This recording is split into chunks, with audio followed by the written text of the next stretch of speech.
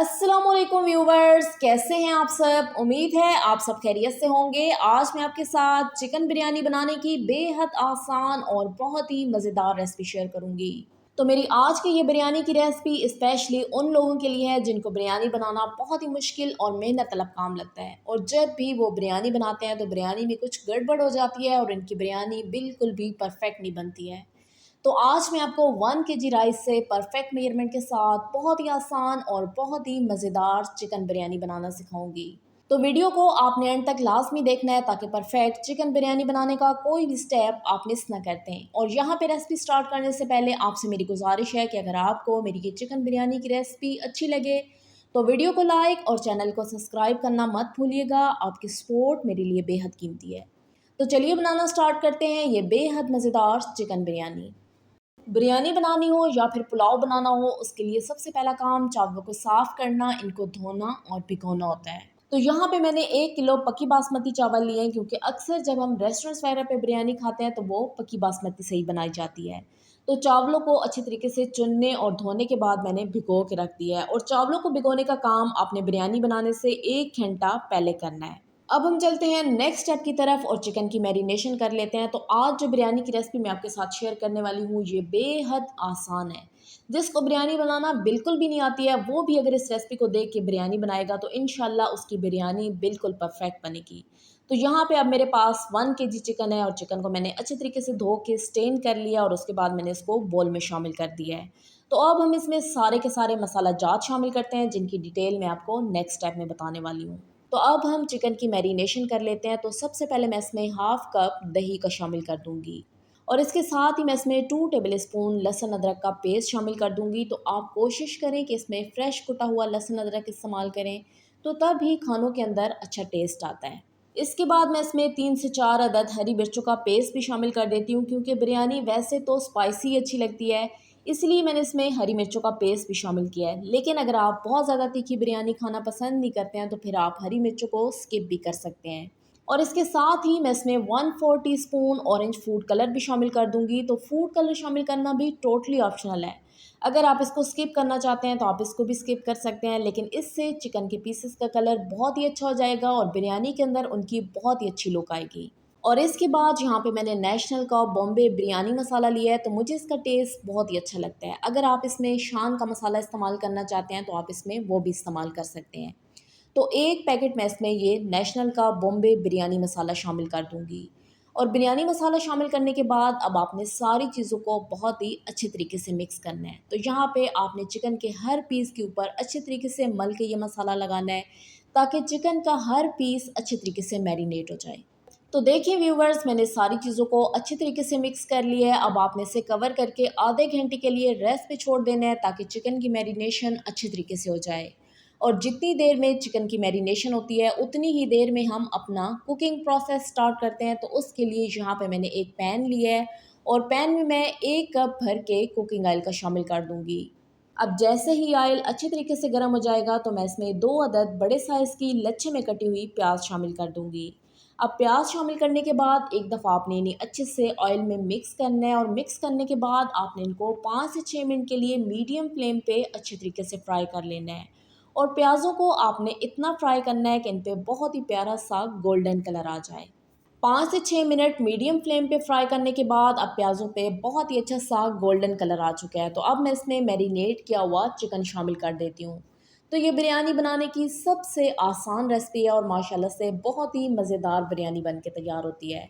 अब चिकन शामिल करने के बाद दोबारा से एक दफ़ा आपने सारी चीज़ों को अच्छी तरीके से मिक्स करना है, ताकि प्याज़ों पे मज़ीद कलर ना आए। अब मैं इसमें 4 अदद दरमियाने साइज़ के बारीक कटे हुए टमाटर शामिल कर दूंगी, और टमाटर शामिल करने के बाद एक दफ़ा आपने सारी चीज़ों को अच्छी तरीके से मिक्स कर लेना है। और मिक्स करने के बाद यहाँ पे अब आपने चिकन की भुनाई बिल्कुल भी नहीं करनी है, बल्कि आपने पैन को कवर कर देना है, और कवर करके आपने इसे 3 से 4 मिनट के लिए मीडियम फ्लेम पे छोड़ देना है। आप देखेंगे कि जैसे जैसे चिकन पकना शुरू होगा तो ये काफ़ी ज़्यादा पानी छोड़ देगा। आपने परेशान बिल्कुल भी नहीं होना है, क्योंकि चिकन ने इसी पानी के अंदर ही अच्छे तरीके से गलना है, और इसके साथ साथ प्याज टमाटर भी अच्छे तरीके से गल जाएंगे। तो अब मैं पैन को कवर करके 3 से 4 मिनट के लिए मीडियम फ्लेम पे छोड़ देती हूँ। 3 से 4 मिनट के बाद अब देखें चिकन ने काफ़ी ज़्यादा पानी छोड़ दिया है, तो अब आपने एक दफ़ा इसमें चम्मच चला के सारी चीज़ों को अच्छे तरीके से मिक्स कर लेना है ताकि चिकन नीचे से लगे ना, और दोबारा से आपने पैन को कवर कर देना है। अब आपने इसी तरीके से 15 मिनट के लिए चिकन को मीडियम फ्लेम पे पकाना है और दरमियान में आपने 3 से 4 दफ़ा चम्मच भी चला लेना है ताकि चिकन नीचे से लगे ना। 15 मिनट मीडियम फ्लेम पे पकने के बाद अब चिकन अच्छी तरीके से गल चुका है और आप देखें व्यूअर्स कि चिकन और टमाटर ने जितना भी पानी छोड़ा था वो भी सारा इसमें से मुकम्मल तौर पे ड्राई हो चुका है और इसमें से ऑयल भी सेपरेट होना शुरू हो चुका है। तो अब आपने फ्लेम को हाई कर देना है और हाई फ्लेम पे अब आपने कौरमे की अच्छे तरीके से भुनाई कर लेनी है, और यहाँ पे भुनाई करना बहुत ही ज़रूरी है। इसमें पानी बिल्कुल भी नहीं होना चाहिए और नेक्स्ट स्टेप में मैं आपको चेक भी करवाऊँगी कि आपने कौरमे की कंसिस्टेंसी कैसी रखनी है। अब कौरमे की भुनाई अच्छी तरीके से हो चुकी है, प्याज और टमाटर भी अच्छी तरीके से गल चुके हैं और इसमें से ऑयल भी मुकम्मल तौर पे सेपरेट हो चुका है। तो अब आपने कौरमे को कवर करके साइड पे कर देना है और हम नेक्स्ट स्टेप की तरफ चलते हैं और चावलों को बॉयल कर लेते हैं। तो चावलों को बॉयल करने के लिए यहाँ पे मैंने पैन के अंदर तकरीबन 2 लीटर के करीब पानी शामिल करके इसे गर्म होने के लिए रख दिया है।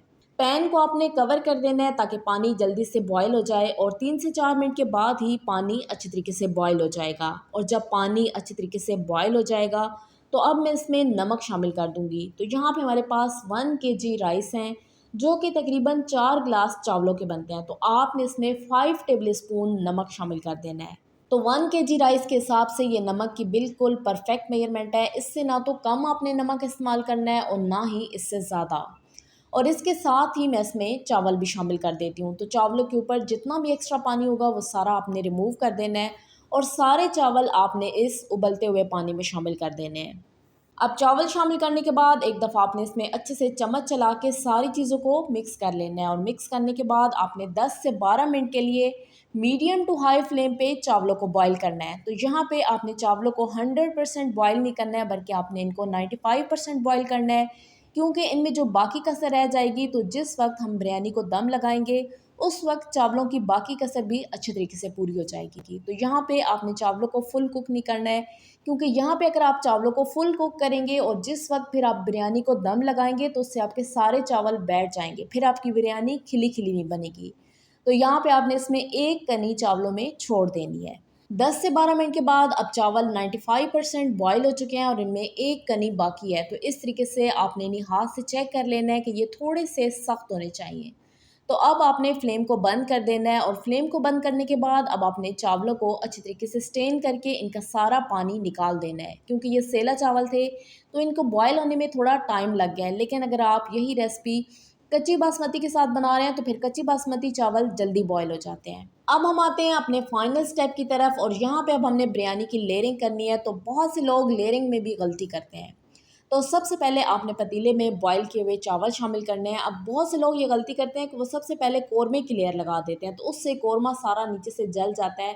तो आपने पहले कौरमा नहीं शामिल करना है बल्कि सबसे पहले आपने इसमें चावलों की तह लगानी है और इसके बाद आपने इसके ऊपर कौरमे की लेयर लगा देनी है। तो इस तरीके से आपने चिकन के पीसेस को फैला के इसके ऊपर शामिल करना है और फिर दोबारा से आपने इसी तरीके से इसके ऊपर बॉयल किए हुए चावल शामिल कर देने हैं। तो अब ये चावलों की दूसरी लेयर है और चावलों की दूसरी लेयर को भी अच्छी तरीके से लगाने के बाद अब दोबारा से आपने इसके ऊपर कौरमा शामिल कर देना है।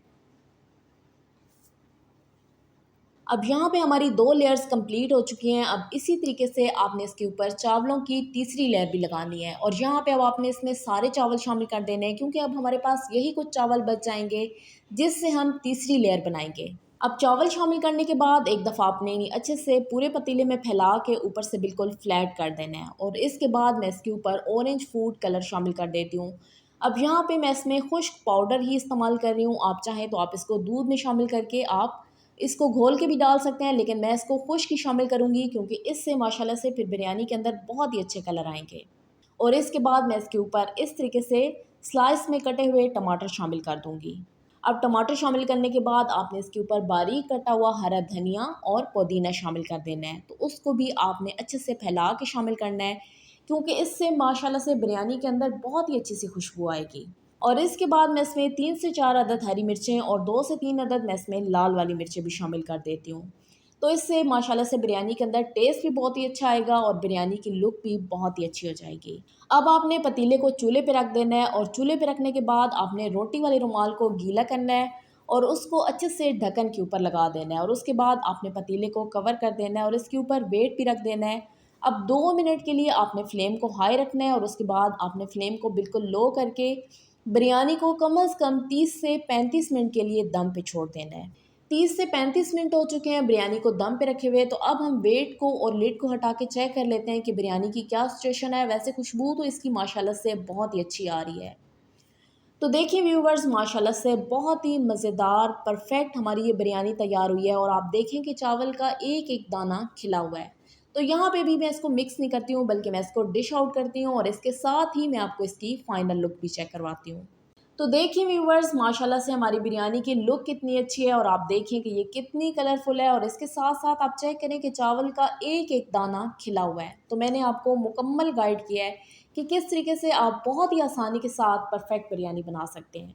तो ये है हमारी चिकन बिरयानी की फाइनल लुक। माशाल्लाह से ये बेहद मज़ेदार और बिल्कुल परफेक्ट बन के तैयार हुई है। तो अब आप इसको ग्रीन चटनी के साथ और रायते के साथ सर्व करें और यकीन माने कि आप अपने मेहमानों को या घर वालों को जब भी ये बिरयानी खिलाएंगे तो वो आपकी तारीफ़ ज़रूर करेंगे, क्योंकि माशाल्लाह से बहुत ही कम टाइम में बहुत ही कम मसालों के साथ ये बिल्कुल परफेक्ट बन के तैयार हुई है।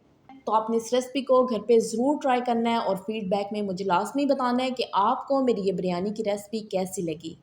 अगर आपको मेरी ये बिरयानी की रेसिपी अच्छी लगी हो तो वीडियो को लाइक और चैनल को सब्सक्राइब करना मत भूलिएगा। आपकी सपोर्ट मेरे लिए बेहद कीमती है। दुआओं में याद रखिएगा। मिलते हैं एक नई रेसिपी के साथ, तब तक के लिए शुक्रिया। अल्लाह हाफिज़।